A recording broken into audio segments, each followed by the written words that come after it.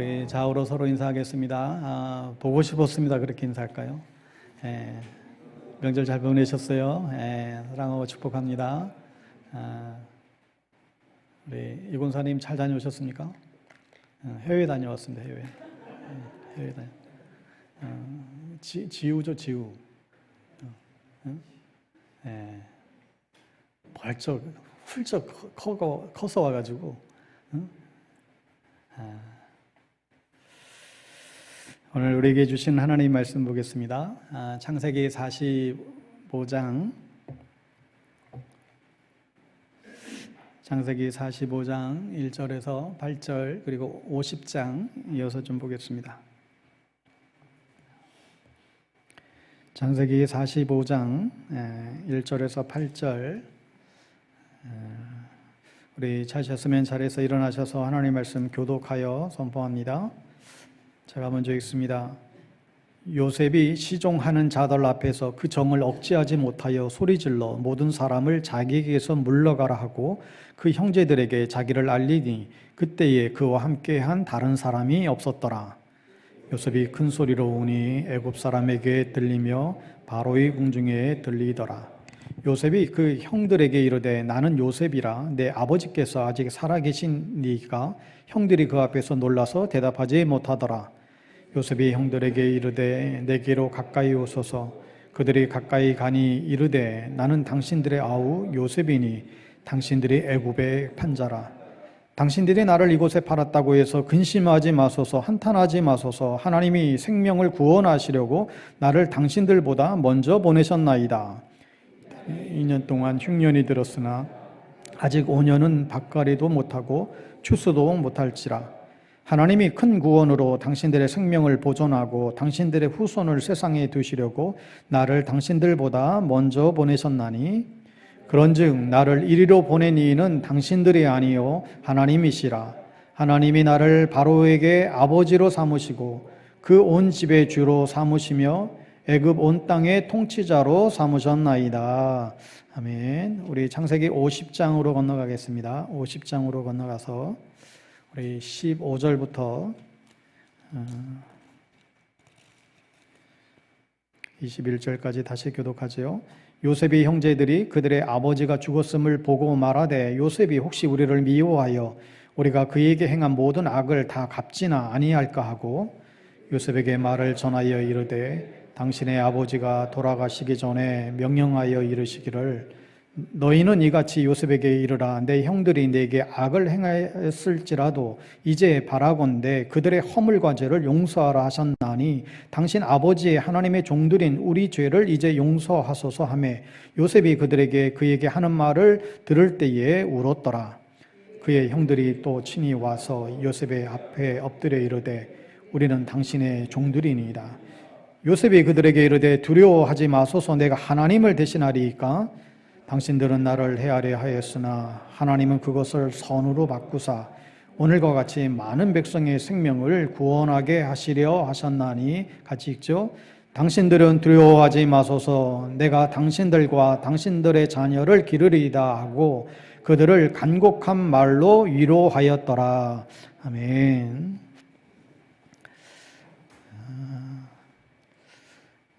오늘 백화점에 엘리베이터가 이제 있었습니다. 근데 평소에 이 엘리베이터가 너무 느려가지고 손님들로부터 늘 이제 불만들이 많았다고 합니다. 근데 이 엘리베이터가 특별한 문제가 있어서 그런 게 아니라 원래부터 좀 이제 느린 엘리베이터였다라고 합니다. 그렇다고 이것을 새 것으로 이제 교체하자고 하니 너무 비용이 부담이 되고 이걸 어쩔까 그렇게 하다가 이 회사의 디렉터가 이 엔지니어과 몇 사람의 자문위원들을 모여서 이걸 어떻게 해결했으면 좋을까 서로 의논들을 하고 있었습니다.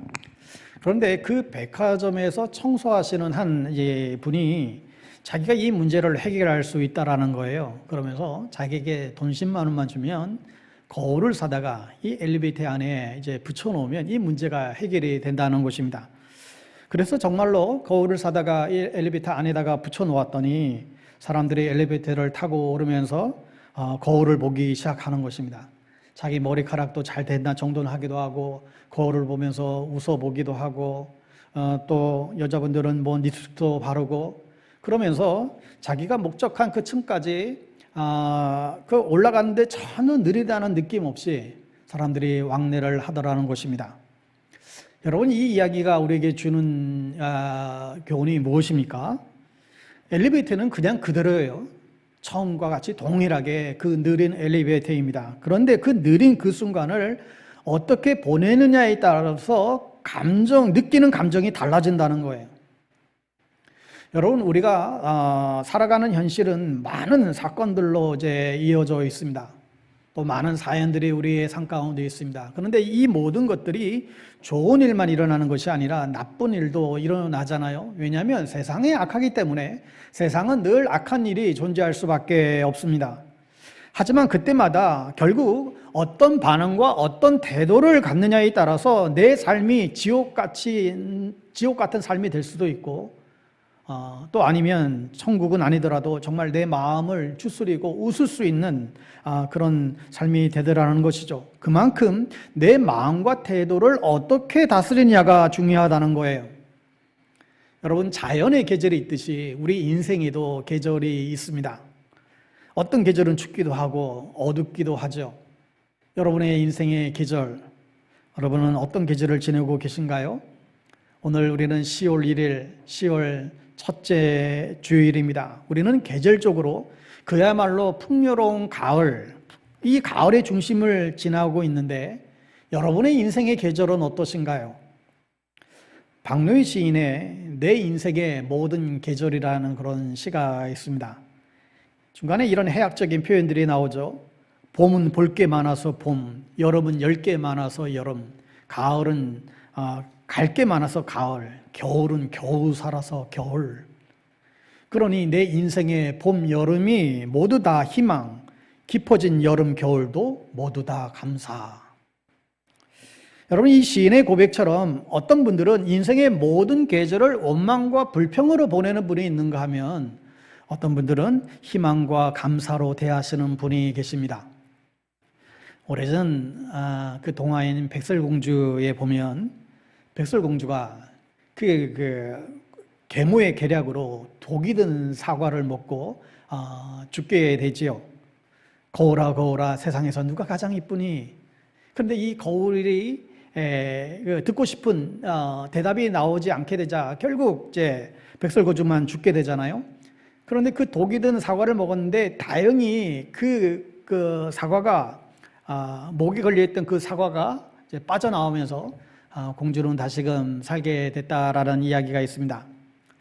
여러분, 그렇습니다. 우리가 살아가면서 이 목에 걸려있는 이 사과, 예기치 않는 그 사과를 여러분 이제 빼내야만 숨을 쉴 수가 있죠. 내 목에도 걸릴 수가 있어요. 나를 숨쉬게 하게 힘들게 만드는 것, 나를 막 옥죄이는 것, 나를 정말로 힘들고 괴롭게 만드는 것, 그 무엇, 이게 목에 걸려있는 사과 아니겠어요? 여러분, 이것이 있다라고 한다면 반드시 이것을 빼내야만 우리는 살 수가 있습니다. 이걸 어떻게 빼낼 수 있을까요? 참 쉽지는 않지만 반드시 해야만 하는 일이죠. 여러분, 우선적으로 출발을 이렇게 하시면 좋을 것 같습니다. 여러분, 이 목에 걸려있는 사과를 여러분, 우리의 삶에 어떤 힘든 일을 상징하는 것 아니겠어요? 여러분, 우리의 삶 가운데 힘든 일을 사고로 보지 말고 사건으로 바라보자는 거예요. 여러분, 이게 시작이 되면서 자신도 모르는 사이에 걸려있던 이 사과가 툭 튀어나올 수 있는, 그래서 숨을 쉬어지게 되는 일이 일어나게 됩니다. 여러분, 사고와 사건은 한자 차이지만 굉장히 다른 의미가 있습니다. 여러분, 간단히 말하면 사고는 부정적인 시각이고 사건은 긍정적인 시각입니다. 똑같은 일이 일어나도 사고는 일어난 일을 문제로, 불상사로, 탈로 보지만 사건은 새로운 어떤 뜻밖의 중요한 일로 보는 시각이죠. 그러니까 똑같은 사건이지만 둘 다 지금 목에 걸려있는 상태이지만 사고로 보게 되면 실망하고 좌절해서 넘어지게 되고요, 사건으로 보게 되면 전화위복의 기회로 삼게 되고 쉽게 무너지지 않습니다. 하여 우리는 의도적으로 우리는 이것을 모두 우리에게 직면하는 상황들을 사건으로 그렇게 보는 연습을 하셔야 됩니다. 의지를 가지고 사고가 목에 걸릴 때마다 운 나쁜 사고로 불행한 일로 우리가 바라보지 말고 사건이라고 하는 중요한 어떤 일로 승화시켜 보기 시작할 때 놀랍게 거기서 새로운 싹이 시작이 된다는 거예요. 여러분, 남아프리카 공화국의 최초의 흑인 대통령인 만델라 대통령 우리가 익히 알죠. 이분이 감옥 생활을 할 때 그의 부인에게 보낸 편지가 있습니다. 인종차별에 저항하다가 무기징역을 받고 그렇게 그때 그 와중에 그 걱정하는 부인을 향해서 보낸 그 편지의 한 내용입니다. 감옥이 자신을 알고 깨우치기에 자신의 마음과 감정의 흐름을 냉철하게 규칙적으로 살펴보기에 이상적인 고심을 발견할지도 모르고 성장과 발전은 진지한 자기 성찰이 없이는 자신을 알지 못하고는 자신의 약점과 잘못을 모르고는 상상할 수도 없다오. 감옥은 다른 것은 몰라도 날마다 자신의 행동을 낱낱이 들여다볼 수 있는, 나쁜 것은 극복하고 좋은 것은 무엇이든 발전시킬 수 있는 기회를 준다고. 성인은 계속 노력하는 죄인이란 것을 잊지 마시오. 지금 감옥에 갇히는 힘든 일을 지금 시작하게 되는데 이걸 어떻게 보고 있었다고요? 의미 없는 그 불행한 사고로 보지 않고 자신에게 무언가를 줄 수 있는 특별한 사건으로 그는 승화시키고 있습니다. 그는 감옥 생활을 그렇게 살다가 27년을 살다가 그렇게 나왔지만 그는 오히려 더 건강한 몸과 건강한 정신으로 그는 추록하게 되죠. 어쩌면 만델라가 이런 모습은 사도 바울에게 배웠지 않은가 생각하게 됩니다.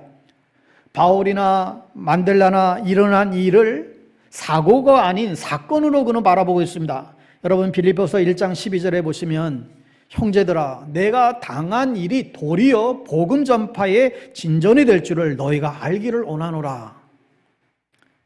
바울이 당한 일은 감옥에 갇힌 일이고 정말 그 일은 바울을 비롯해서 주변의 사람들에게 다하던 아픔과 안타까움을 준 일이었지요. 실망스러운 일이었지만 그러나 바울은 걱정하는 이들에게 분명하게 말하고 있는 거예요. 자신의 상황과 지금 당하고 있는 그 고난이 도리어 오히려 더 가치 있는 일을 만들어내고 있다는 거예요.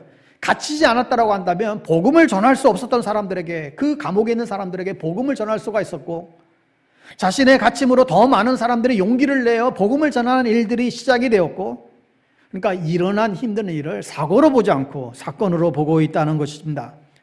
여기에 아주 중요한 생명 같은 단어를 발견하게 되는데 바로 이 도리어라고 하는 단어입니다. 이 도리어 앞에는 부정이고 도리어 뒤에는 긍정이 말이 나와요. 예상치 못했던 좋은 일이 일어난다는 것이죠. 마치 새옹지마처럼 말이 달아났는데 달아난 말 때문에 안타까워했는데 그 달아난 말이 또 다른 말을 데리고 집에 돌아왔다는 거죠. 여러분, 우리 주변을 살펴보시면 도리어 잘 되는 일들이 실제로 많이 있습니다. 손해본 줄 알았는데 도리어 오히려 잘 될 수 있습니다. 늦은 것 때문에 도리어 잘 될 수가 있습니다. 떨어진 것 때문에, 실패한 것 때문에 도리어 그게 더 잘 될 수도 있습니다. 여러분, 이 도리어라는 마음의 자세를 가지게 되면 사고를 사건으로 볼 수 있는 힘이 생겨납니다. 내가 당한 일이 도리어 복음의 진전을 가져왔다. 이 의식을 우리가 갖게 되면 사고라고 생각하는 불행한 일, 내 목에 걸린 그 사과를 일생일대의 특별한 사건으로 우리는 승화시키게 됩니다. 고린도후서 12장 8절 9절의 말씀이죠. 여러분, 화면 보면서 같이 한번 읽어보겠습니다. 시작. 이것이 내게서 떠나가게 하기 위하여 내가 3번 주께 간구하였더니 나에게 이르시기를 내 은혜가 내게 족하도다. 이는 내 능력이 약한 데서 온전하여짐이라 하신지라. 그러므로 도리어 크게 기뻐함으로 나의 여러 악한 것에 대하여 자랑하리니 이는 그리스도의 능력이 내게 머물게 하려 함이니라. 바울은 자신의 고쳐지지 않는 그 질병의 문제를 놓고 도리어라고 해석하고 있어요. 자신의 약함 때문에 자신보다 더 강한 그리스도의 능력이 자신에게 임했다라는 것이죠. 그래서 도리어 더 크게 기뻐하고 있습니다. 사고가 아니라 사건으로 바라봅니다. 여러분, 도리어라고 하는 말은 우리 모두에게 다 필요한 말인 것 같아요. 의지와 믿음을 가지고 이 단어를 우리가 사용할 수 있어야 되는데, 사실 그런데 이 말을 쓸 수 있는 사람은 아무나 쓸 수 있는 게 아니에요. 이 임마누엘의 영성, 하나님이 나와 함께 하신다. 하나님에 대한 깊은 신뢰가 회복되어야만 사실 이 단어를 사용하게 됩니다. 로마서 8장 38절 39절 말씀도 같은 확신인데 여러분 세 번역으로 다시 한번 함께 읽어보길 원합니다. 나는 확신합니다. 죽음도 삶도 천사들도 권세자들도 현재일도 장래일도 능력도 높음도 깊음도 그 밖에 어떤 피조물도 우리를 우리 주 예수 그리스도 안에 있는 하나님의 사랑에서 끊을 수 없습니다. 아멘. 여러분 오늘 우리가 살펴보게 되는 이 요셉의 일생을 너무나 우리는 익히 너무나 잘 알고 있습니다. 아버지의 사랑을 독차지했던 이 아들이었지만 형들에게는 시기와 질투의 대상이었죠. 그래서 이 시기와 질투가 결국은 그 요셉에게 있어서는 인생의 굴곡의 시작이 되고 맙니다. 형들이 동생을 죽이려다가 안 되니까 동생을 팔아넘기죠. 그래서 애굽이라는 땅에 노예로 팔려가게 됩니다. 전혀 상상하지 못했던, 예기치 못했던 그런 인생의 막다른 골목에 들어선 이 요셉은 정말 나름대로 마음을 추스리고 나름대로 인생을 열심히 살아보려고 애를 쓰죠. 그런데 또 다른 인생의 어려움이 그에게 찾아옵니다. 자신의 노예로 있었던 주인의 아내가 자신을 강간범으로 몰아세우며 결국 또한 그 감옥에 갇히고 말게 됩니다. 여러분 만약에 여러분의 인생이 이런 지경에 이르렀다라고 한다면 여러분은 그 삶을 어떤 마음으로 사시겠습니까? 내랑 비록 배가 다른 형제이긴 했지만 내 형제들에게 버림을 당하고 그렇게 죽음의 유기에 빠지게 되고 배신과 이런 상황 가운데 당했을 때 여러분의 남은 인생은 어떻게 살아가게 될까요? 정말 분노와 증오심으로 하루하루를 보내기가 십상이죠. 이미 과거에 일어난 일 때문에 너무 이게 감당하기 어려운 일들이어서 과거의 영향력에서 벗어나지 못한 채 힘들게 살아가는 분들이 사실 우리 주변에 많이 있습니다. 많은 사람들이 과거에 일어난 일로 인해서 현재까지도 과거의 지배를 받고 살아가는 사람들이 많이 있습니다. 특별히 어린 시절에 부모로부터 받았던 안 좋은 영향들이 우리의 삶에 부정적으로 나타나곤 하죠.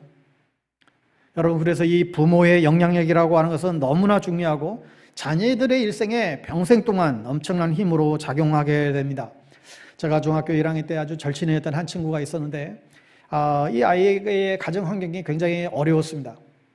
친구 집에 가보면 아버지는 알코올 중독이 되어서 늘 머리맡에 그냥 소주병이 가득히 가득 차 있었고 술이 깨면 어머니를 폭행하고 또 자녀들을 그렇게 위협을 가했습니다.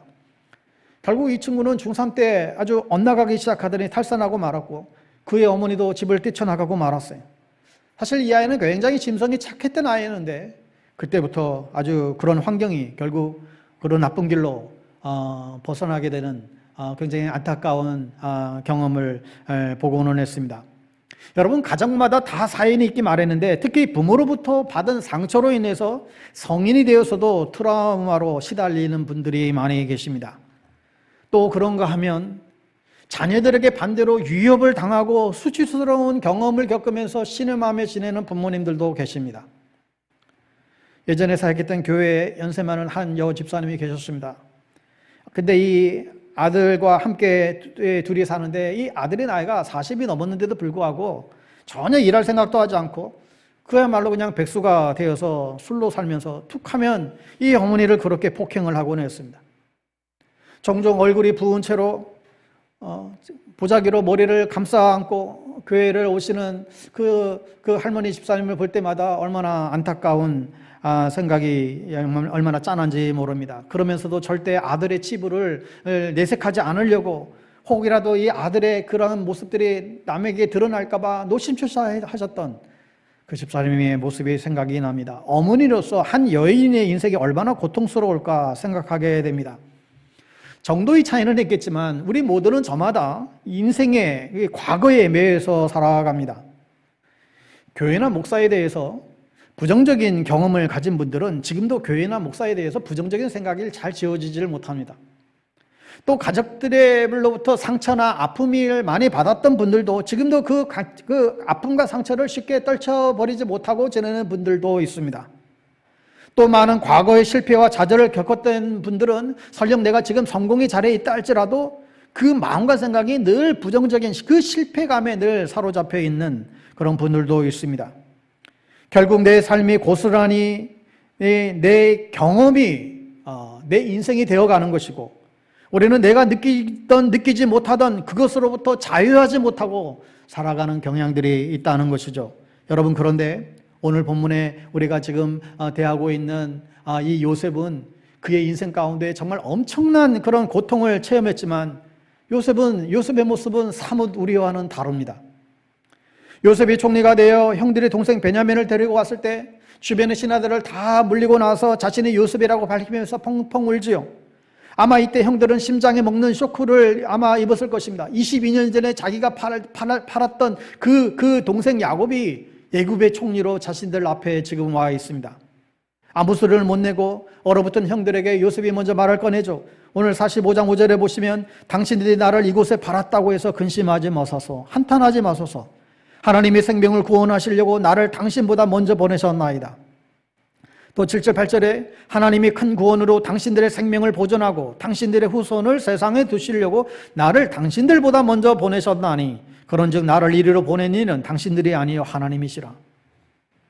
그렇게 인생에 굴곡이 많고 상처가 많았던 요셉의 입에서 부정적인 이야기가 전혀 나오지 않아요. 말뿐만 아니라 그의 감정도 행동도 전혀 부정적이지가 않습니다. 도대체 요셉은 어떻게 해서 이러한 반응을 가능한가?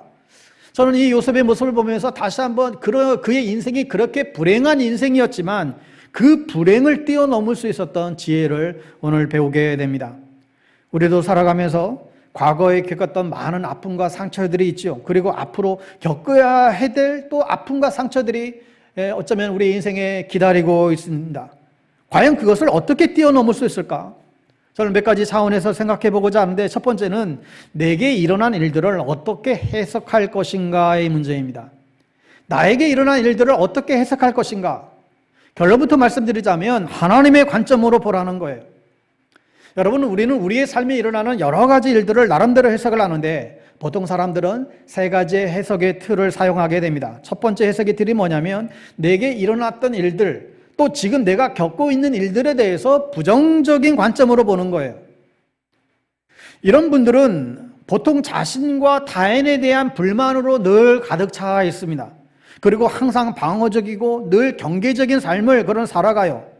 그리고 이들은 누군가에게 무슨 말을 들으면 그것을 대체적으로 왜곡해서 생각하고 왜곡해서 해석을 하곤 합니다.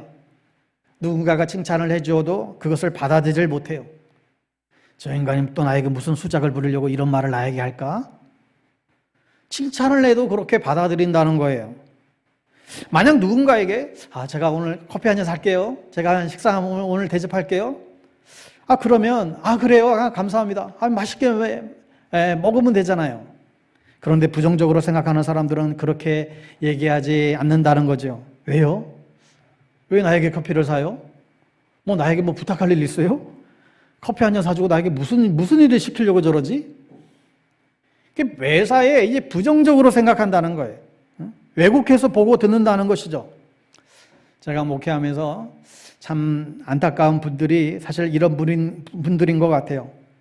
항상 뭔가를 늘 삐딱하고 늘 꼬여있는 분들은 무슨 말을 해도 부정적으로 해석을 하고 부정적으로 결론을 내버려요. 근데 안타까운 것은 사실 이런 분들은 자체가 이상한 사람들이 아니에요. 근데 인생의 아픈 경험과 어떤 상처들을 통해서 부정적인 관점으로 해석하는 버릇이 생긴 거예요. 매사에 부정적인 관점으로 해석하는 버릇이 생겼다는 거예요. 여러분, 이게 참 안타까운 일입니다. 이걸 참 쉽게 버리지를 못해요. 두 번째 관점은 자신에게 일어났던 일들, 또 지금 일어나고 있는 것들에 대해서 긍정적으로 보는 관점이 있습니다. 혹자처럼 자신의 생각을 계속해서 자신과 타인에게 세뇌시키는 것이죠. 하면 돼. 방법이 있을 거야. 할 수 있어. 희망 가져. 지금 힘들지만 좋은 일이 있을 거야. 이 또한 지나가리라. 이런 표현들 하잖아요. 계속해서 용기와 희망을 불어넣어줍니다. 여러분, 플라시보 효과라는 말을 우리가 있잖아요. 플라시보 효과. 무슨 거예요? 이런 거죠.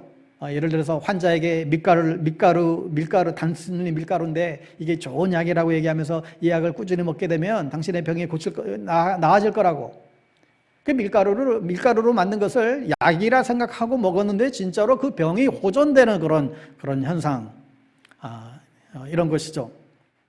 여러분, 긍정적인 마음을 가지면 질병도 치유될 수 있고 또 부정적인 마음을 가진 사람보다도 긍정적인 사람이 훨씬 더 건강하고 행복해질 수 있다는 거예요.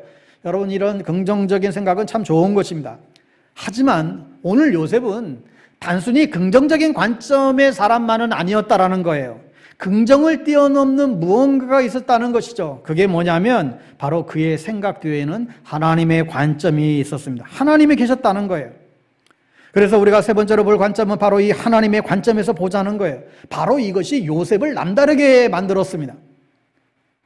요셉이 했던 말을 기억해 보시면 하나님의 섭리에 대한 분명한 확신이 있었는데, 오늘 5절에 보세요. 하나님의 생명을 구원하시려고, 7절에 하나님이 큰 구원으로, 8절에 나를 이리로 보내는 사람들이 당신들이 아니고 하나님이시라. 그러니까 요셉이 가지고 있는 이 해석의 틀은 바로 하나님의 관점이었다는 것입니다. 모든 주어가 하나님이에요.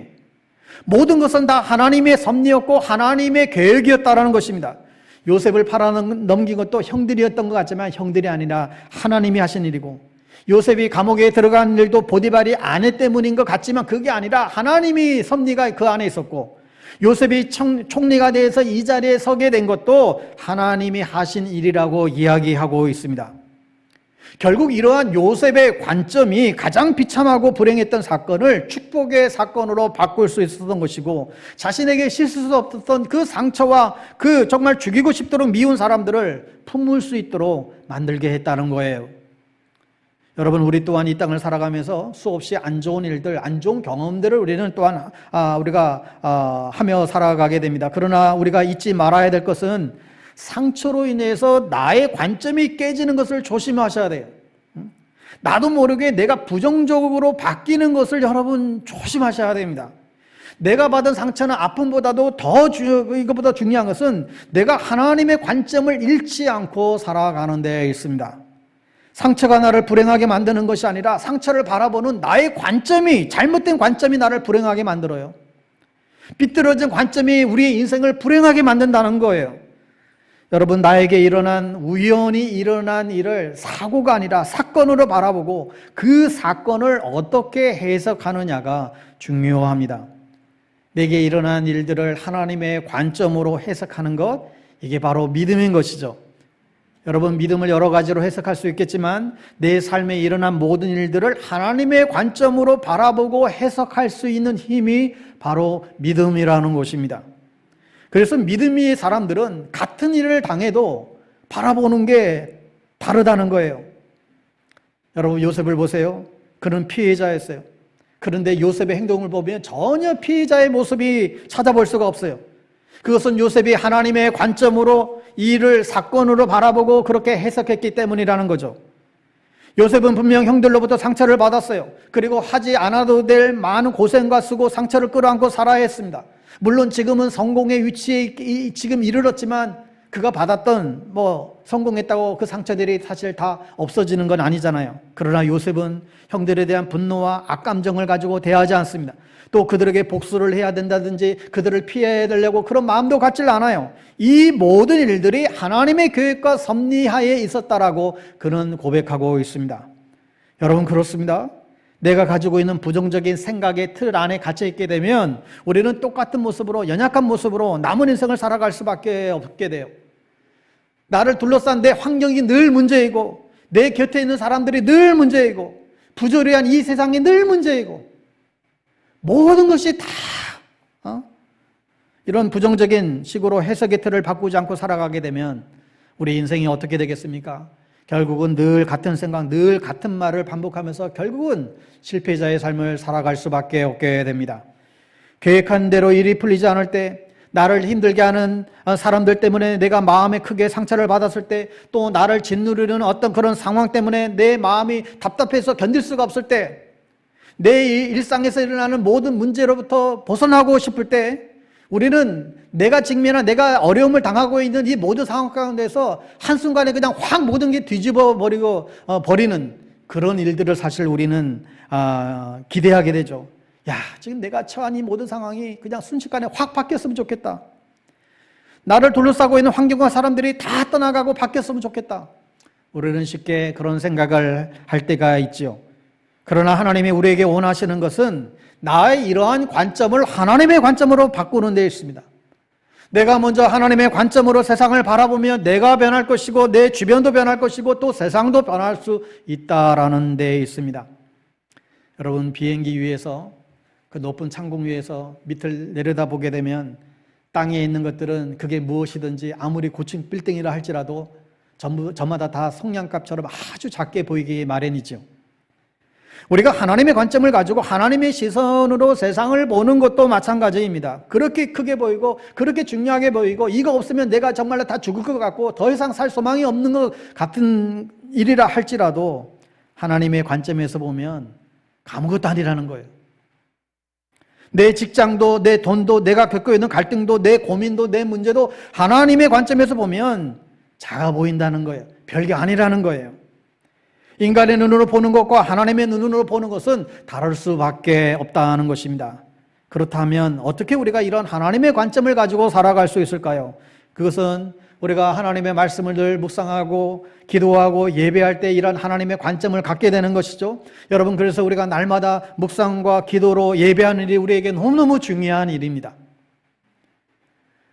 그냥 우리가 대충 예배하고 대충 습관적으로 신앙생활을 하고 여러분 그렇게 해서는 사실 우리 안에 있는 관점의 변화가 절대로 일어나지 않아요.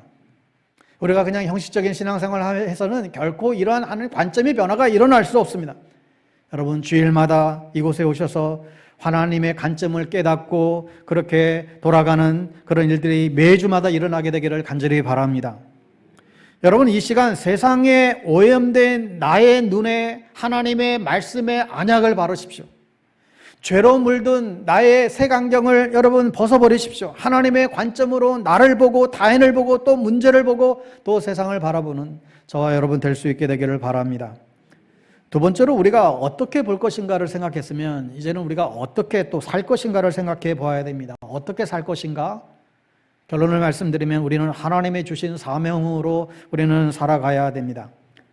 요셉이 하나님의 관점으로 세상을 보니까 왜 자신에게 이러한 아픔과 고통을 주셨는지 그걸 깨닫게 된 거예요. 5절에 보니까 하나님이 생명을 구원하시려고, 7절에 하나님이 큰 구원으로 당신들의 생명을 보존하고 당신들의 후손을 세상에 두시려고.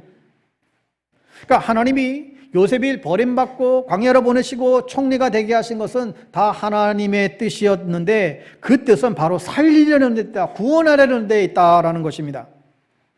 여러분, 하나님의 관점에서 보면 하나님의 뜻이 보이고 하나님이 나에게 주시는 사명을 볼 수가 있습니다. 하나님의 뜻을 알았기 때문에 요셉은 형들을 용서할 수 있었고 자신의 가진 모든 것들을 나눌 수가 있었지요. 여러분, 나의 삶을 어떻게 해석하느냐에 따라서 내가 어떤 삶을 살아갈 것인가가 달라집니다. 내 삶 속에서 어떤 일이 일어났는가가 중요한 게 아니라 내가 그 일을 어떻게 바라보고 어떻게 사느냐가 중요한 것입니다. 오늘 우리가 살아가는 이유가 여러분 각자 누구에게나 다 있습니다. 살아있는 모든 사람들은 저마다 살아가야 될 이유가 있죠. 그렇다면 내가 살아가야 될 그 이유를 하나님이 주신 사명에서 우리는 찾아야만 합니다. 저와 여러분은 오늘 이 자리에 왜 있습니까? 하나님이 우리를 세상 속에서 불러주셔서 하나님의 택한 백성이 되어주셨고 또 우리에게 하나님이 주신 하나님의 목적을 따라 하나님의 사명을 감당하라고 오늘 우리를 이곳 가운데에 불러주셨음을 기억하시기 바랍니다. 종종 저 자신이 이런 생각에 사로잡힐 때가 있어요. 나 자신을 보니까 무슨 카리스마도 없고 성도들도 잘 따라오는 것 같지도 않고 성도들도 별로 사랑해 주는 것 같지도 않고 내가 끝까지 여기서 목회할 수 있을까? 이런 생각할 때가 있어요. 그럴 때마다 저에게 망치를 두드리는 것처럼 드는 생각이 뭐냐면 내가 주인이라는 착각에서 벗어나라는 거예요. 나는 그저 주님의 일에 비품에 불과하다는 거예요. 주인이 가라 하면 가고 오라 하면 오고 주인이 따로 있고 나는 종에 불과하다는 거예요. 나는 그저 도구에 불과하다는 거예요. 내가 힘이 있고 내가 강해서 내가 무언가를 막 밀어붙이고 이게 목회가 아니라 내가 약해지는 것이 목회라는 것을 늘 깨닫게 하세요. 내가 약해져야 주님의 강함이 나타난다는 것을 알게 하신다는 거예요. 여러분, 사도 바울의 고백처럼 내가 약할 때 강한 되시다는 그 고백이 우리의 실제가 되어야 됩니다. 그러니 내가 아무리 약해도 주님이 쓰시면 약해도 쓰임받을 수 있다는 것이죠. 종종 제 주변의 분들이, 지인들이 저에게 제가 기독교 윤리와 문화에 대한 관심을 평소 계속 갖고 있으니까 저보고 계속 박사과정 공부하라고 계속 이렇게 부추기는 분들이 계세요. 근데 조금도 할 생각이 없습니다. 그 이유는 박사학위가 내 목회에 조금이라도 도움이 된다는 확신이 없기 때문이고, 더 큰 이유는 더 이상 공부하기가 싫어요. 목사고시를 마치는 순간 이제 공식적인 모든 공부는 끝났다, 만세를 불렀거든요. 물론 인생은 죽을 때까지 계속해서 공부해야 되지만 학위를 위한 공부는 더 이상 하기 싫다는 거예요. 분명한 것은 하나님이 저를 보실 때 무슨 학위를 가고 평가한다든지 아니면 얼마나 큰 교회에서 목회하느냐 이걸 가지고 평가하지 않으시기 때문이라는 사실입니다. 저는 하나님이 저의 연약한 모습 때문에 이 모습을 그대로 사용한다는 사실을 믿어 싶지 않습니다. 저를 있는 모습 그대로 받아주시기에 저는 아무 조건도 자격도 갖추지 못했지만 그 부르심에 순종하여 이 목사의 직을 지금 감당하고 있습니다. 여러분, 모든 것은 하나님이 하시는 것이고 그것은 우리의 계획과 능력과 전혀 상관이 없습니다. 우리가 얼마나 거창한 계획을 세웠든지 우리에게 얼마나 힘이 있든지 그것은 사실 중요하지 않아요. 모든 것은 하나님이 이루실 것이고 하나님의 계획과 능력 안에서 이루어지는 것입니다. 여러분, 마지막으로 하나님의 선하심을 믿으시기를 바랍니다. 오늘 요셉이 형들에게 한 말을 다시금 기억해 보세요. 오늘 50장 20절을 세 번역으로 보시면 이렇습니다.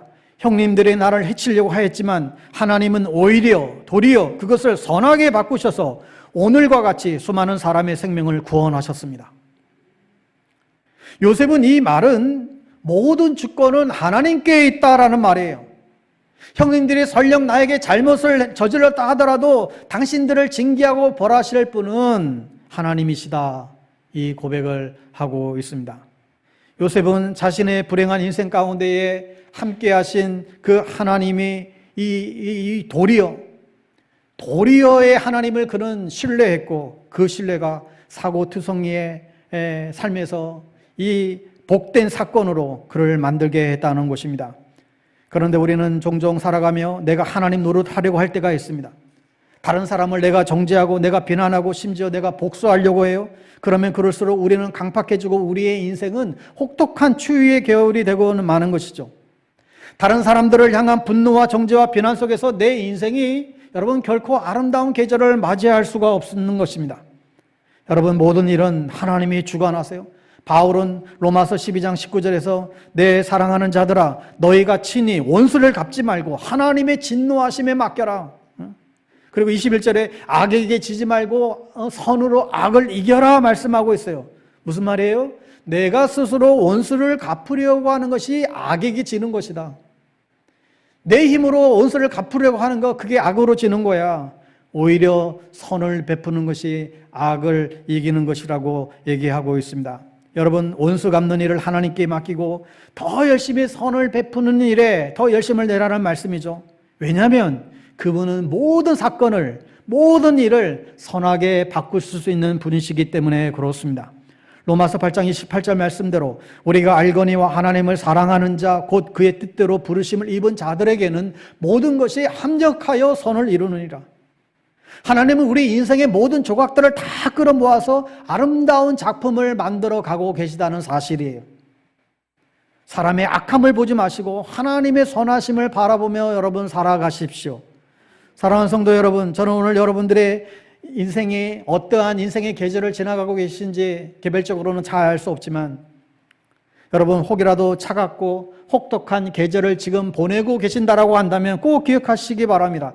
나를 힘들게 하는 사람이나 사고를 바라보지 마시고 그 사건 속에서도 나를 위로해 주시고 나의 길을 선하게 인도하시는 하나님을 바라볼 수 있게 되기를 간절히 바랍니다. 우리의 어떤 인생의 계절을 맞이한다 하더라도 하나님은 언제나 나를 용서하시고 언제나 나를 사랑하시기에 영광의 그날에 이르도록 언제나 주만 바라볼 수 있기를 바랍니다. 언제 어디서나 어떤 상황 속에서도 하나님을 더 깊이 신뢰해서 이 도리어라고 하는 이 은총의 단어가 우리의 삶 가운데에 선하게 작용하는 그런 선물이 될 수 있게 되기를 바랍니다. 혹 가족들과 지내면서 어떤 사고 때문에, 어떤 사건 때문에 목이 메이셨습니까? 어떤 사고로 혹 힘들어 하셨습니까? 여러분, 이 추석, 이 결실의 계절에 에베네셀의 하나님, 여기까지 도우신 하나님의 인도하심을 우리가 기억하면서 도리어의 믿음으로 나아갈 수 있는 여러분 되기를 주의 이름으로 간절히 축복합니다. 기도하겠습니다. 하나님 아버지, 나의 약점조차도, 내 실패와 아픔조차도, 내 불행조차도 하나님의 관점으로 바라보고 나에게 주신 사명을 찾아 그 사명을 품고 살아가는 인생들 되기를 원합니다. 나를 이곳에 보내신 분은 하나님이십니다. 나를 살게 하신 분도 하나님이십니다. 이 요셉의 고백이 하나님, 우리의 믿음의 고백이 되게 해 주셔서 우리가 어떤 상황에 있든지, 어떤 인생의 계절을 지내고 있든지 우리의 삶을 선하게 이끌어 가시는 그 하나님을 믿음으로 말미암아 살아가는 저희들 되게 하여 주시옵소서. 추석 연휴를 맞아 각지에 흩어져 있는 우리 성도님들 특별히 기억하여 주시고 그들이 직면하고 있는 모든 삶의 상황 속에 하나님의 관점으로 감사하며 이 시간들을 보낼 수 있도록 동일한 은혜를 허락하여 주시옵소서. 예수님의 이름으로 기도드리옵나이다. 아멘.